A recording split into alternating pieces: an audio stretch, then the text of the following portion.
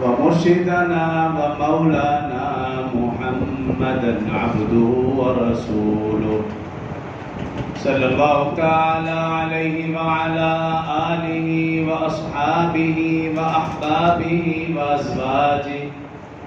وأزواجه وذرياته وأهل بيته أجمعين وسلم تسليما كثيرا كثيرا. أما بعد فأعوذ بالله من الشيطان الرجيم. بسم الله الرحمن الرحيم. إنما المؤمنون الذين إذا ذكر الله وجلت قلوبهم وإذا تليت عليهم آياته زادتهم إيمانا وعلى ربهم يتوكلون.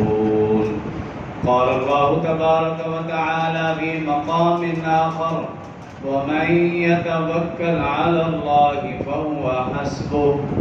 قال الله تبارك وتعالى في مقام آخر: يا أيها النبي اتق الله ولا تطع الكافرين والمنافقين إن الله كان عليما حكيما. واتبع ما يوحى إليك من ربك إن الله كان بما تعملون خبيرا.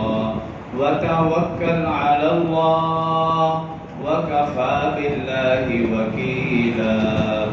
قال الله تبارك وتعالى في مقام آخر: ولا تطع الكافرين والمنافقين ودع أذاهم وتوكل على الله وكفى بالله وكيلا.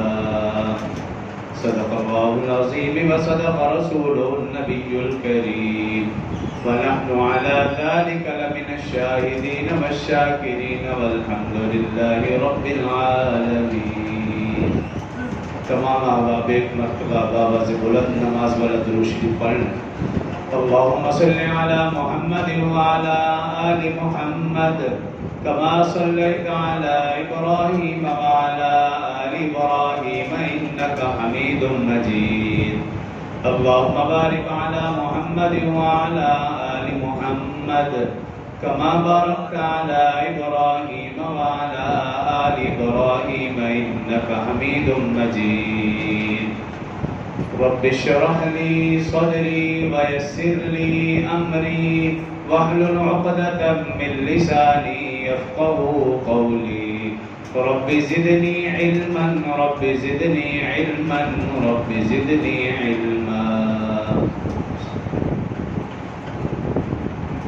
میرے انتہائی بدو احترام برادران اسلام، دوستوں، بزرگوں، بھائیوں، اسلامی مہینوں کے اعتبار سے یہ سفر المظفر کا مہینہ ہے، اور اس مہینے کے حوالے سے زمانہ جاہلیت میں جو لوگوں کے عقائد نظریات تھے، یا آج کچھ لوگوں کے اس مہینے کے متعلق جو عقائد و نظریات ہیں، اس حوالے سے گزشتہ جمعہ عرض کیا تھا. تمام عقائد و نظریات کا غلط اور باطل ہونا اسلام نے اس کو واضح کر دیا کہ اس مہینے کے حوالے سے زمانہ جاہلیت میں جو عقائد و نظریات تھے وہ بھی غلط، اور اگر اب بھی کچھ لوگ اس مہینے کے حوالے سے اس قسم کے عقائد رکھتے ہیں تو یہ بھی غلط ہے. اسلام نے جو عقیدہ دیا وہ ایک صاف ستھرا عقیدہ دیا کہ موت و حیات، عزت و ذلت، نفع نقصان، خوشی غمی، بیماری، تندرستی، یہ سب کچھ اللہ کے قبضہ قدرت میں. کوئی مہینہ، کوئی جگہ، کوئی چرند پرند، درخت، کوئی بھی چیز بری اور منحوس نہیں، بلکہ نحوست اور رحمت کا تعلق انسان کے اپنے اعمال سے ہے. اگر انسان کے اعمال درست ہیں تو پھر رحمتیں اور برکتیں، اور اگر انسان کے اعمال درست نہیں تو پھر نحوست ہی نحوستیں. انسان کے عقائد و نظریات اس وقت خراب ہوتے ہیں جب وہ اللہ کی ذات پر کامل یقین اور بھروسہ نہیں رکھتا۔ اگر انسان اللہ کی ذات پر کامل یقین اور بھروسہ رکھے تو پھر اس کی نظر صرف ایک اللہ پر ہوتی ہے، غیر اللہ پر نہیں ہوتی۔ اسے کہتے ہیں توکل۔ آج کے مختصر سے خطبہ میں توکل کے حوالے سے چند گزارشات عرض کروں گا۔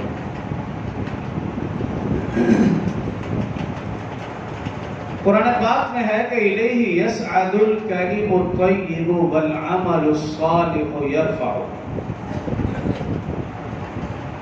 اللہ رب العزت نے ارشاد فرمایا کہ لوگوں کے اعمال اللہ کے ہاں پیش ہوتے ہیں۔ اگر لوگوں کے اچھے اعمال پیش ہوں گے تو اللہ کی طرف سے اچھے فیصلے، اور اگر خدا نہ خواستہ برے اعمال اللہ تک پہنچیں گے تو پھر اللہ کی طرف سے بھی فیصلے ویسے ہی ہوں گے۔ یہی وجہ رسول اللہ صلی اللہ علیہ وسلم نے ارشاد فرمایا کہ ہر پیر اور جمعرات کو لوگوں کے اعمال پیش ہوتے ہیں، اور صحابہ کرام نے جب پوچھا بھی پیر جمعرات کا روزہ رکھتے ہیں تو فرمایا اس کی وجہ بھی یہی ہے، میں چاہتا ہوں جب میرے اعمال اللہ کے ہاں پیش ہوں تو میں روزے کی حالت میں ہر پیر اور جمعرات۔ تو جیسے ہمارے اعمال جائیں گے ویسے فیصلے ہوں گے۔ تو اس لیے کسی بھی زمانے کو، مہینے کو، دن کو، علاقے کو، ملک کو، حکمرانوں کو برا بھلا نہ کہا جائے، اپنے آپ کو ہی اچھا یا برا کہا جائے۔ اگر میں اور آپ ٹھیک ہیں، ہمارے اعمال اچھے ہیں تو پھر اللہ کی طرف سے اچھے فیصلے۔ اگر میرے اور آپ کے اعمال اچھے نہیں تو پھر حکمران بھی اللہ ہمیں ویسے ہی دیں گے جیسے ہمارے اعمال ہیں۔ سارے کے سارے فیصلے اعمال کے اوپر۔ اس لیے کسی بھی چیز کو برا اور منحوس سمجھنا اس کی اصلاح میں بالکل بھی گنجائش نہیں، اور خاص طور پر سفر کا مہینہ۔ گزشتہ جمعے میں نے چند احادیث آپ کے سامنے رکھی تھی کہ ان احادیث اور ان روایات کے اندر رسول اللہ صلی اللہ علیہ وسلم نے اس مہینے کا نام لے کر فرمایا لا سفر ولا حم، کہ سفر کے مہینے میں کوئی نحوست نہیں ہے اور کوئی بھی بیماری متعدی بھی نہیں ہے۔ دو چیزیں فرمایا، بخاری، مسلم، ترمذی، بے شمار احادیث اور روایات کے اندر موجود ہے۔ تو اس لیے یہ بات ذہن میں ڈال لی جائے، اس مہینے کو منحوس سمجھنے والے وہ رسول اللہ صلی اللہ علیہ وسلم کے فرامین کو پڑھ لیں۔ جب پڑھ لیا، سمجھ لیا تو پھر اس مہینے کے متعلق عقیدہ صحیح ہو۔ اور جب رسول اللہ صلی اللہ علیہ وسلم نے فرمایا کوئی بھی بیماری متعدی نہیں تو پھر یہ ذہن میں بات رکھ لی جائے، ایک کی بیماری دوسرے کو نہیں لگتی۔ گزشتہ جمعے اس کے اوپر بھی چند حدیثیں آپ کے سامنے رکھی تھی، لیکن افسوس یہ کہ گزشتہ چند سالوں سے ہم دیکھ رہے ہیں کہ مسلمانوں کے ذہنوں میں یہ بات ڈالی جا رہی ہے کہ ایک کی بیماری دوسرے کو لگ سکتی ہے، اور کورونا کے دنوں میں تو پھر وہ معاملہ ہی بالکل برعکس ہو گیا کہ جو مسلمانوں کا 1450 سال کا عقیدہ تھا، پکا عقیدہ تھا، ایمان تھا، یقین تھا کہ بیماری اللہ کے حکم سے لگتی ہے، کسی کے ساتھ کھڑے ہونے سے، ملنے سے، سلام لینے سے بیماری نہیں لگتی، اس عقیدے کو توڑ دیا گیا، اور خاص طور پر مسجد میں اور نماز کی حالت میں بھی ہمارا یہ یقین کمزور کر دیا ہے۔ بھی الگ الگ کھڑے ہو، اگر اللہ کے گھر میں بھی بیماری ایک دوسرے کے ساتھ کھڑے ہونے سے لگ سکتی ہے تو پھر اس سے کمزور عقیدہ اور کیا ہوگا انسان۔ اس لیے کفار و مشرکین کی یا آج کے لوگوں کی یہ سازشیں تو ہیں ان کا عقیدہ کمزور کیا جائے، اور وہ اپنی سازشوں میں کافی حد تک کامیاب بھی ہو رہے ہیں۔ لیکن رسول اللہ صلی اللہ علیہ وسلم کا فرمان ہمارے دل و دماغ میں ہو کہ کوئی بھی مرض متعدی نہیں ہے، ایک کی بیماری دوسرے کو نہیں لگتی، اگر لگے گی تو بھی اللہ کے حکم سے، اللہ کا حکم ہوگا بیماری لگے گی، اللہ کا حکم نہیں تو بیماری نہیں۔ ترمذی شریف کی روایت، اگلے موضوع کی طرف آنا چاہ رہا ہوں۔ رسول اللہ صلی اللہ علیہ وسلم نے ارشاد فرمایا 3 چیزوں میں نحوست ہو سکتی ہے، گھر، گھوڑا، عورت۔ ایک اور روایت ہے مسلم شریف کے اندر، صحابہ کرام نے رسول اللہ صلی اللہ علیہ وسلم کے سامنے نحوست کا تذکرہ کیا کہ زبان جاہلیت میں ہم فلاں چیزوں کو منحوس سمجھتے تھے، اس طرح کا تذکرہ ہوا تو رسول اللہ صلی اللہ علیہ وسلم نے فرمایا کہ اگر نحوست ہوتی تو 3 چیزوں میں ہوتی، گھر، گھوڑا، عورت۔ حضرت ابو ہریرہ رضی اللہ عنہ سے بھی اسی طرح کی ایک روایت منقول ہے۔ ایک صحابی فرماتے ہیں کہ میں نے حضرت ابو ہریرہ کا نام لے کر یہ روایت حضرت عائشہ صدیقہ رضی اللہ عنہ کے سامنے پڑھی کہ حضرت ابو ہریرہ راوی ہیں، رسول اللہ صلی اللہ علیہ وسلم نے فرمایا کہ یہ 3 چیزیں منحوس ہو سکتی ہیں، تو حضرت عائشہ رضی اللہ عنہ غضبناک ہو گئی، غصے میں آ گئی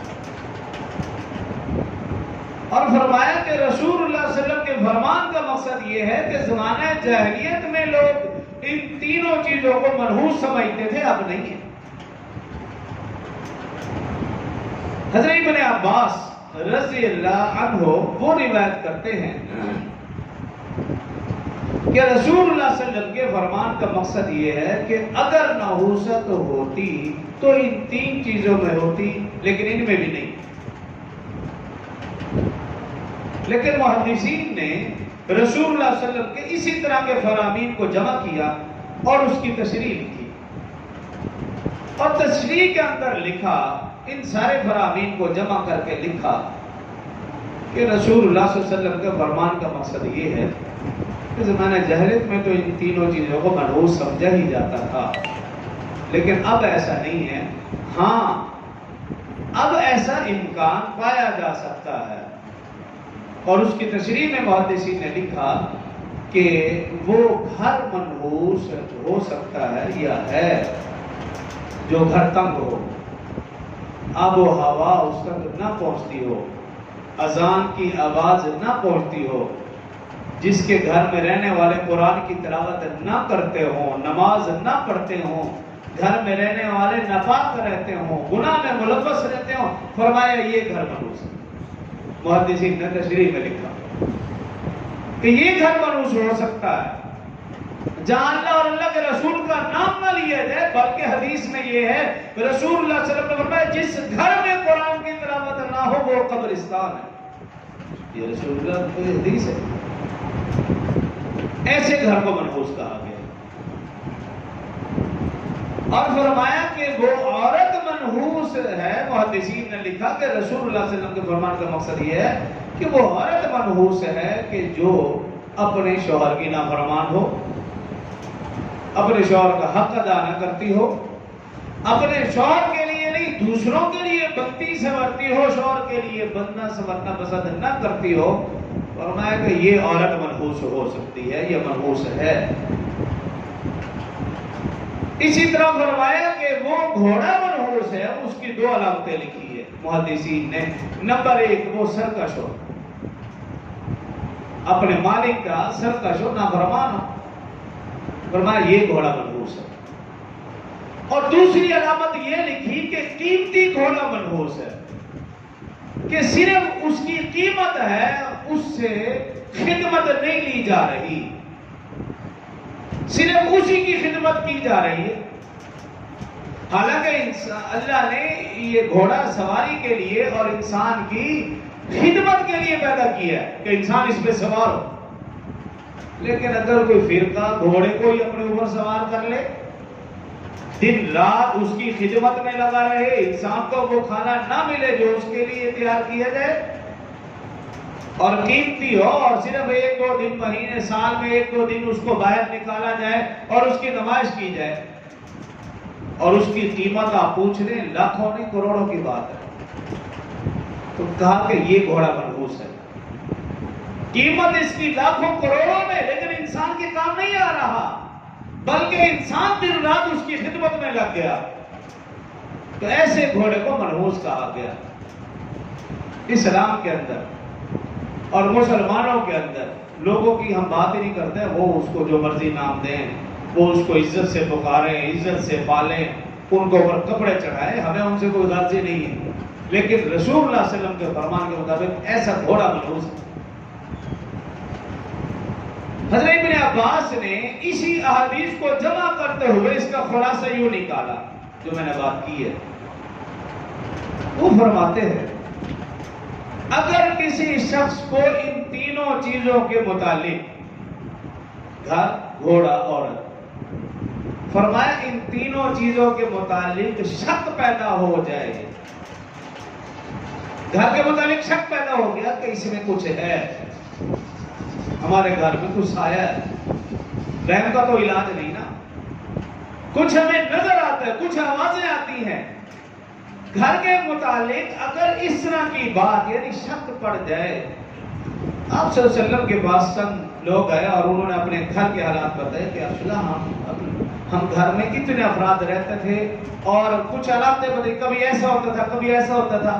آپ نے کہا ابھی سب سے پہلا کام یہ کرو، وہ گھر ہی خالی کر دو. اسے کہا گھر خالی کر دو، اس کو فروخت کر دو. تو ابن عباس نے اسی حدیث کو مد نظر رکھتے ہوئے اگر کسی شخص کے دل میں گھر کے متعلق کوئی شک پیدا ہو جائے تو اس گھر کو وہ خالی کر دے، اس کو چھوڑ دے، اس کو فروخت کر، پھر اس میں نہ رہے. کیوں؟ اس کے ذہن میں یہ بات بیٹھ چکی اس گھر میں کوئی سایہ ہے، آواز آتی ہے، کچھ دکھتا ہے، کالا چٹا کوئی اس طرح کے، تو پھر وہ گھر چھوڑ دے، یا پاس کر، یا برداشت کر، یا پھر رہے اللہ کا نام لے کر. اگر شک ہے تو پھر خالی کر دے، دیکھی جائے گی. اور دوسری چیز بتائی کہ اگر کسی جانور کے متعلق انسان کو شک پڑ جاتا ہے، جیسے گھوڑا کی بات کی گئی، گھوڑا انسان کی خدمت، لیکن اگر انسان کو شک پڑتا ہے اب یہ میرا کہنا نہیں مانتا، اب اس جانور سے مجھے کوئی فائدہ حاصل نہیں ہو رہا، شک شبہ پڑ جائے، اس جانور کو فروخت کر دو. اسی طرح بیوی کے متعلق بھی اگر کسی انسان کو شک پڑ جاتا ہے کہ یہ میری بیوی ٹھیک نہیں ہے، بد کردار ہے، بد اخلاق ہے، اس کے تعلقات اچھے نہیں ہیں، شک شبہ پڑ جائے، اس کو سنوارنے کی کوشش کی جائے. اگر پھر بھی سنورنے کی طرف نہیں آ رہی تو مار پیٹ کی ضرورت نہیں، آپ اس سے علیحدگی اختیار کر لیں. تو یہ بھی اس حدیث مبارکہ سے سبق ملا، جب کسی چیز کے بارے میں شک پڑ جائے تو پھر اس چیز کو چھوڑ دیا جائے، اس چیز کو فروخت کر دیا جائے. لیکن جس کو اللہ کی ذات پر کامل یقین اور بھروسہ ہے وہ ان چھوٹی چھوٹی باتوں کو نہیں دیکھتا، وہ یہ سمجھتا ہے کہ یہ عورت ہے، اس کے اندر بھی کمی ہو سکتی ہے، تو وہ اس کو برداشت کرتا ہے، اس کو سمجھانے کی کوشش کرتا ہے اچھے طریقے کے ساتھ اور اس کے ساتھ نبھاتا رہتا ہے. اور جس کو اللہ کی ذات پر کامل یقین بھروسہ ہے وہ یہ سمجھتا ہے ہمارے گھر میں کچھ بھی نہیں ہے. اگر کوئی مخلوق ہمارے ساتھ اور مخلوق رہ رہی ہے تو وہ بھی اللہ کی مخلوق رہتی رہے، ہمیں کیا، ان سے ڈرے نہیں، خوف زدہ نہ ہو، اللہ کی ذات پر کامل یقین بھروسہ کر کے زندگی گزارتا رہے. اور اگر شک پڑ گیا اور اس کے دل میں کھٹکا پیدا ہو گیا تو پھر ٹھیک ہے، اس کو فروخت کر دے، بدل دے. تو معاملہ ہے توکل کا، اللہ کی ذات پر کامل یقین اور بھروسے کا. قرآن پاک میں جا بجا اللہ نے متوکلین کا تذکرہ کیا ہے اور اچھے لفظوں میں تذکرہ کیا ہے اور ان کی تعریف بیان کی، اور کہیں کہا اللہ ان کو بے حساب رزق دیتا ہے. اللہ ایسی جگہ سے رزق دیتا ہے جہاں سے انہیں وہم و گمان بھی نہیں ہوتا. وَمَن يَتَوَکَّلْ عَلَى اللَّهِ فَهُوَ حَسْبُهُ، جو اللہ پر کامل یقین کرتا ہے اللہ اسے کافی ہے. وَتَوَکَّلْ عَلَى اللَّهِ، جو اللہ پر بھروسہ کرے گا وَكَفَى بِاللَّهِ وَكِيلًا، اللہ اسے کافی ہو جائے گا. بے شمار آیات مبارکہ ایسی ہیں جن میں اللہ نے بار بار کہا جو اللہ کی ذات پر یقین رکھے گا اللہ اسے کافی ہے، پھر اسے کسی اور چیز کی ضرورت نہیں. حدیث مبارکہ میں ہے رسول اللہ صلی اللہ علیہ وسلم تشریف فرما، صحابہ اکرام حاضر خدمت تھے، تو صحابہ اکرام رضوان اللہ علیہ مجمعین کو رسول اللہ صلی اللہ علیہ وسلم نے یہ حدیث، یہ بات سنائی کہ اللہ رب العزت نے ایک مرتبہ مجھے میری امت دکھائی خواب میں. رسول اللہ صلی اللہ علیہ وسلم نے اپنی امت کو دیکھا، کوہ بیاباں میں بھری پڑی، تا حد نگاہ جہاں تک نظر جاری رسول اللہ صلی اللہ علیہ وسلم کی امت کی کثرت. آپ نے اپنی امت کی کثرت کو دیکھا، مسکرائے. تو اللہ رب العزت نے فرمایا کہ اے میرے محبوب آپ اپنی امت کی کثرت کو دیکھ کر خوش ہو رہے. آپ نے کہا ہاں میں خوش ہو رہا ہوں، میری امت اور اتنی زیادہ. تو اللہ رب العزت نے فرمایا اے میرے محبوب آپ کی اس امت میں سے 70,000 آدمیوں کو میں بغیر حساب و کتاب کے جنت میں داخل کروں گا۔ صحابہ کرام نے فوراً عرض کیا رسول اللہ صلی اللہ علیہ وسلم وہ کون لوگ ہوں گے؟ تو رسول اللہ صلی اللہ علیہ وسلم نے فرمایا وہ لوگ جو اللہ کی ذات پر کامل یقین بھروسہ رکھتے ہوں گے، شرک یا تعویذ کے اوپر، فال کے اوپر، داغ کے اوپر، ان چیزوں کے اوپر وہ یقین نہیں رکھتے ہوں گے۔ حضرت عکاشہ رضی اللہ عنہ وہ بھی حاضر خدمت تھے، فوراً کھڑے ہو عرض کیا رسول اللہ صلی اللہ علیہ وسلم میرے لیے آپ دعا فرما دیجئے، اللہ مجھے بھی ان 70,000 میں سے کر دے۔ رسول اللہ صلی اللہ علیہ وسلم نے ہاتھ اٹھائے دعا فرما دیا، اللہ عکاشہ کو ان 70 میں سے فرما دے۔ ایک اور صحابی کھڑے ہوئے اور عرض کیا رسول اللہ صلی اللہ علیہ وسلم میرے لیے بھی دعا فرما دیجئے۔ رسول اللہ صلی اللہ علیہ وسلم نے کہا اجلس سبقت بہا عکاشہ، عکاشہ آپ سب سے سبقت لے گیا۔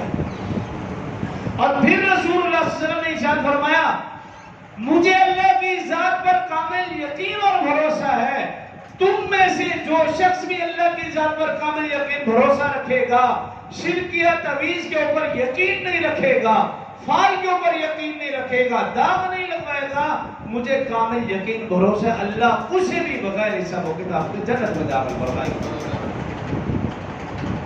حضرت ابو ہریرہ، حضرت عمران بن حسین رضی اللہ عنہ ان کی ایک روایت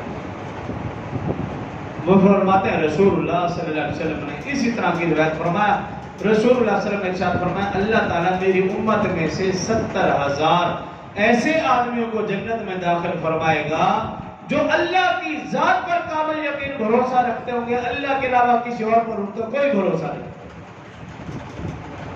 اسی طرح کی ایک اور روایت حضرت ابو ہریرہ رضی اللہ عنہ سے وہ فرماتے ہیں کہ میں نے رسول اللہ صلی اللہ علیہ وسلم سے سنا کہ جو اللہ کی ذات پر کامل یقین بھروسہ رکھے گا وہ قیامت والے دن جب اٹھے گا اس کا چہرہ 14ویں رات کے چاند کی طرح چمکتا دمکتا ہوگا اور اللہ اسے بغیر حساب کے بغیر عذاب کے اس کو جنت میں داخل فرمائیں گے۔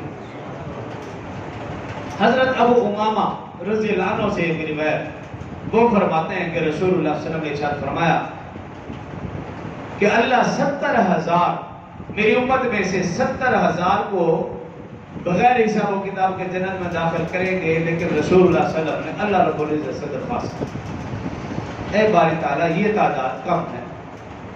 حضرت ابو امامہ راوی ہے کہ جب رسول اللہ صلی اللہ علیہ وسلم نے درخواست کی اللہ رب العزت نے وہ درخواست قبول فرمائی اور اللہ رب العزت نے فرمایا اے میرے محبوب یہ جو 70,000 ہیں ان میں سے ہر 1000 کے ساتھ 70,000 اور شامل کر لو، اتنے لوگ میں آپ کی امت میں سے بغیر حساب و کتاب کے جنت میں داخل کروں گا جو اللہ کی ذات پر کامل یقین اور بھروسہ رکھتے۔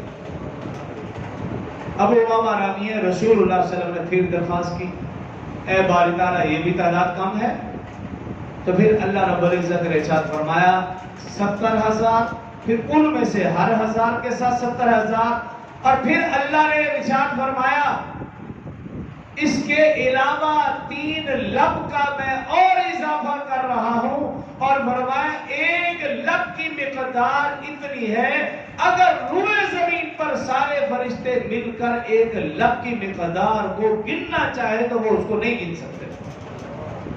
فرمایا 3 لب کا اضافہ کیا کہ اتنی مقدار میں آپ کی امت میں سے ایسے لوگوں کو بغیر حساب و کتاب کے جنت میں داخل کروں گا جو اللہ کی ذات پر کامل یقین اور بھروسہ رکھتے ہوں گے، شرک یا تعویذ کے اوپر ان کا یقین نہ ہو، فال کے اوپر ان کا یقین نہ ہو، داغ کے اوپر پتھر سے فال نکالنا، طوطے سے فال نکالنا، گزشتہ جب میں نے عرض کیا تھا یہ ساری باتیں وہ ہے جو شرکیہ ہے، ان کی اسلام میں بالکل بھی گنجائش نہیں۔ اللہ کی ذات پر کامل یقین اور بھروسہ، قرآن کا بھی یہی مطالبہ، رسول اللہ صلی اللہ علیہ وسلم کا بھی یہی مطالبہ۔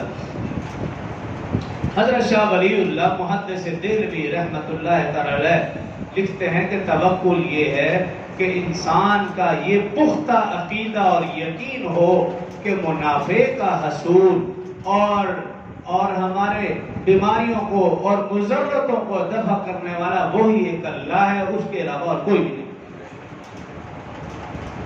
حضرت تھانوی رحمت اللہ تعالی علیہ توکل کی تعریف کرتے ہوئے لکھتے ہوئے فرماتے ہیں توکل یہ ہے کہ اللہ سے ایسے بھروسہ کیا جائے کہ اس کے غیر سے بھروسہ نہ ہو، لیکن فرمایا کہ اسباب اختیار کرتے ہوئے انسان کی نظر اللہ پر ہو لیکن اسباب اختیار کیا جائے۔ ایسا بھی نہیں ایک انسان کے مجھے اللہ کی ذات پر کامل یقین بھروسہ ہے لیکن میں کروں گا کچھ نہیں، گھر میں بیٹھا رہوں گا، یہ توکل نہیں ہے، یہ بے وقوفی ہے، یہ نادانی ہے۔ حضرت تھانوی رحمہ اللہ کیا فرماتے ہیں؟ توکل یہ ہے کہ اللہ کی ذات پر کامل یقین بھروسہ ہو لیکن اسباب اختیار کر کے نظر اسباب پر نہ ہو، نظر اللہ پر ہو، یہ توکل ہے۔ اور وہ ایک روایت بیان کرتے ہیں، رسول اللہ صلی اللہ علیہ وسلم کی حدیث نقل فرماتے ہیں کہ رسول اللہ صلی اللہ علیہ وسلم ایک شخص حاضر خدمت ہوا، رسول اللہ صلی اللہ علیہ وسلم پوچھا کہاں سے ہے؟ بتایا فلاں علاقے سے۔ کس پر ہے؟ جی سواری پر ہے۔ وہ سواری کہاں ہے؟ جی باہر چھوڑا ہے، جانور تھا، اونٹ ہوگا یا گھوڑا، کہاں باہر چھوڑا ہے؟ اور رسول اللہ صلی اللہ علیہ وسلم نے پوچھا بھی چھوڑا ہے تو کیا مطلب؟ کہا جی میں باہر اس کو چھوڑ کے آپ کی خدمت میں حاضر ہوں۔ رسول اللہ صلی اللہ علیہ وسلم نے اسے باندھا نہیں، کہا یا رسول اللہ باندھنا کیا، اللہ کی ذات پر یقین ہے، وہ کوئی بھی نہیں اسے چراتا نہ ہی وہ کہیں جائے گی۔ آپ نے فرمایا نہیں، یہ توکل نہیں ہے، وہ پہلے اسے باندھ کرو، اسے باندھ کر اور پھر اللہ کی ذات پر یقین اور بھروسہ رکھو تو پھر کہیں نہیں جائے گی۔ جب اسے باندھا ہی نہیں پھر اللہ کی ذات پر یقین بھروسہ رکھنا، یہ توکل نہیں ہے، یہ بے وقوفی ہے۔ یہ ایسے ہی ہے جیسے کوئی شخص آئے نماز کے لیے اور موٹر سائیکل باہر کھڑی کی، تالے نہیں لگایا اور کہ مجھے اللہ پر یقین ہے کچھ بھی نہیں ہوگا، کچھ ہو یا نہ ہو موٹر سائیکل نہیں ہوگی، کیونکہ یہ توکل نہیں ہے، یہ بے وقوفی ہے۔ ہاں میرے اور آپ کے ذمہ کیا ہے کہ ہم گھر کو تالا لگائیں، ہم گاڑی کو تالا لگائیں، پھر اللہ کی ذات، پھر آپ اجر کرسی پڑھ کے بھوک ماریں۔ جب تالا نہیں لگایا پھر آپ پورا قرآن پڑھ ڈالیں، کچھ بھی نہیں ہوئے گا، کیونکہ ہم اس کا مفہوم نہیں سمجھے۔ تو توکل کا مفہوم یہ ہے اللہ کی ذات پر کامل یقین بھروسہ لیکن اسباب اختیار کر کے، اور نظر اسباب پر نہ ہو، نظر اللہ کی ذات پر ہو۔ امام احمد بن حنبل رحمۃ اللہ علیہ سے کسی نے پوچھا اگر کوئی شخص مسجد میں بیٹھ جائے اور کہے مجھے اللہ کی ذات پر کامل یقین بھروسہ ہے، اللہ مجھے رزق دیں گے، تو کیا یہ درست ہے؟ آپ نے فرمایا نہیں، یہ بے وقوفی ہے، یہ بات درست نہیں ہے۔ رسول اللہ صلی اللہ علیہ وسلم کی زندگی دیکھیے، نبی بننے سے پہلے رسول اللہ صلی اللہ علیہ وسلم نے محنتیں کی ہیں، محنت نہیں محنتیں کی ہیں، بکریاں چرائی ہے، تجارت کی ہے، جو ہو سکتا تھا آپ نے اپنی حیثیت وسعت کے مطابق کاروبار کیا ہے، بیٹھے نہیں رہے۔ ہاں نبی بننے کے بعد چونکہ آپ کی پہلی شادی حضرت خدیجہ رضی اللہ عنہا سے ہوئی، وہ مالدار تھی، خاتون تھی، اللہ نے مال دیا، وہاں سے آپ کو رزق۔ اور پھر جب آپ مدینہ تشریف لائے تو رسول اللہ صلی اللہ علیہ وسلم نے فرمایا اللہ نے میرا رزق نیزے کے سائے میں رکھا ہے، تلوار کے سائے میں رکھا ہے۔ جنگیں ہوتی تھی، مال غنیمت سے مال آتا تھا، تو رسول اللہ صلی اللہ علیہ وسلم کا 5واں حصہ تھا 10ویں سپارے کے اندر، پہلے صفحے کے اندر موجود ہے، وَأَنَّ لِلَّهِ خُمُسَهُ وَلِلرَّسُولِ وَلِذِي الْقُرْبَى وَالْيَتَامَى وَالْمَسَاكِينِ وَابْنِ السَّبِيلِ۔ تو رسول اللہ حضرت آدم علیہ السلام کے متعلق دیکھیے، کھیتی باڑی کر کے اپنا پیٹ پالتے تھے، بچوں کا پیٹ پالتے تھے۔ ادریس علیہ السلام درزی کا کام کرتے تھے، نوح علیہ السلام بڑھائی کا کام کرتے تھے، حضرت داؤد علیہ السلام لوہے کی چیزیں بناتے، برتن بناتے، زیرہ پکانا بناتے، جتنے بھی پیغمبر آئے ہیں وہ کوئی نہ کوئی کام کاج کرتے تھے۔ حالانکہ اگر وہ اللہ کی ذات پر تو انہیں یقین تھا، اگر بیٹھ جاتے اللہ پھر بھی انہیں روزی پہنچاتے، لیکن یہ اللہ کا نظام نہیں، دستور نہیں۔ ایک شخص بیٹھا رہے کچھ نہ کرے، ہاں اگر ایک انسان کچھ نہیں کر سکتا تو پھر اللہ کے ذمہ ہے وہ اس تک روزی پہنچائیں گے۔ بے شمار ایسی مثالیں موجود ہیں، وہ اگلے جمعے میں دوں گا۔ انسان نہیں جانوروں کی بھی مثالیں موجود ہیں، جب ایک جانور اندھا ہوا، اپاہج ہوا، کچھ نہ کر سکا، اللہ نے اس کے لیے روزی کا بندوبست کیا۔ لیکن جب تک انسان صحیح سلامت ہے، تندرست ہے، اللہ نے آنکھیں دی، ہاتھ پاؤں دیے، صحت دی، جسم دیا، تو وہ لوگوں کے آگے ہاتھ نہ پھیلائے، بلکہ انسان محنت کرے، کوشش کرے اور اللہ کی ذات پر کامل یقین اور بھروسہ رکھے۔ اور حدیث مبارکہ میں ہے جو شخص اللہ کی ذات پر کامل یقین بھروسہ رکھتا ہے، اللہ اسے اپنی نگرانی میں لے لیتے ہیں، اور پھر جو بھی وہ کام کرتا ہے اللہ کی مدد اس میں شامل حال ہو جاتی ہے۔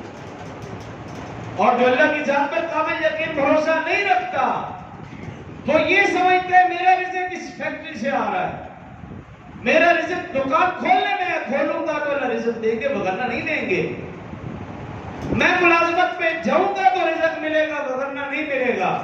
جس کو ان اسباب کے اوپر یقین ہو، ان اسباب کے اوپر نظر ہو، اللہ اس کو اس کی حالت پر چھوڑ دیتے ہیں، بجاؤ تجھے تیری حالت ہی منظور، تو پھر جو مرضی کرتا پھرے۔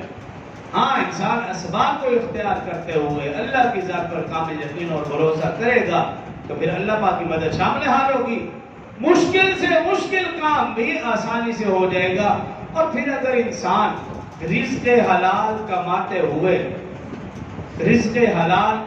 ہوئے اللہ کے حقوق کا بھی خیال رکھے، جہاں بندوں کے حقوق ہے وہ یہ سمجھتا ہے کہ میں رزق حلال کماؤں گا، اپنا پیٹ پالوں گا، بیوی بچوں کا پیٹ پالوں گا، وہاں یہ بھی سمجھے بھی اللہ کا بھی حق ہے، اور اللہ کا حق ہے، نماز ہے، روزہ ہے، زکوٰۃ ہے، حج ہے، عبادات ہے، یہ اللہ کے حقوق ہے۔ اگر انسان اللہ کا حق بھی ادا کرتا رہے پھر روزی میں دیکھے اللہ کیسی برکت ہے۔ جب انسان اللہ کا حق ادا نہیں کرتا تو پھر اللہ بندے کا بھی حق ادا نہیں کرتا۔ یہ حدیث مبارکہ کا مفہوم ہے۔ آج صبح فجر کے درس میں بھی میں نے حدیث پڑھی تھی کہ اللہ رب العزت فرماتے ہیں جو بندہ میرے حق کی عبادت کرتا ہے میں اس کے حق کی عبادت کروں، جو میرے حق کی عبادت نہیں کرتا میں اس کے حق کی، اور فرمایا جو بندہ میرے حقوق کی حفاظت کرے گا اللہ فرماتے ہیں وہ ہر وقت مجھے اپنے سامنے پائے گا، جب بھی اسے کوئی مشکل پیش آئے گی اس کی مشکل اور اس کی مصیبت کو میں دور کروں۔ تو اگر مجھے اور آپ کو اللہ کی ذات پر اگر ہم سمجھتے ہیں اللہ کی ذات پر ہمیں کامل یقین اور بھروسہ ہے تو پھر اس کا اندازہ فوراً ہو جاتا ہے۔ اب رسول اللہ صلی اللہ علیہ وسلم کا فرمان ہے کہ اگر کوئی شخص اللہ کی راہ میں 1 روپے خرچ کرتا ہے اللہ 1 روپے کے بدلے میں اس کو آخرت میں 70 عطا فرمائے۔ اس کے اوپر یقین ہے کہ نہیں؟ تو اگر یقین ہے تو ابھی اندازہ ہو جائے گا۔ میں اور آپ رسول اللہ صلی اللہ علیہ وسلم کے فرامین پڑھتے ہیں لیکن حقیقت بات یہ کہ ہمیں یقین نہیں ہوتا، ہم یہ سمجھتے ہیں کہ میری جیب سے تو پیسے چلیں گے، پتہ نہیں اب اس کا اجر ملے گا کہ نہیں، دنیا میں ملے گا یا نہیں، آخرت میں ملے گا یا نہیں، کتنا ملے گا، ان چیزوں کے چکر میں پڑ جاتے ہیں۔ اگر اللہ کی ذات پر کامل یقین بھروسہ تو یہ رسول اللہ صلی اللہ علیہ وسلم کا فرمان ہے کہ اگر ہم ایک خرچ کریں گے اللہ کی راہ میں، اگر ہم 1 روپے دیں گے رسول اللہ صلی اللہ علیہ وسلم فرماتے ہیں اللہ کا فرماتا ہے کہ میرا وعدہ ہے کہ میں اس کے بدلے میں 70 دوں گا، وہ بھی آخرت میں۔ تو سب سے پہلے تو میں آپ کو مبارکباد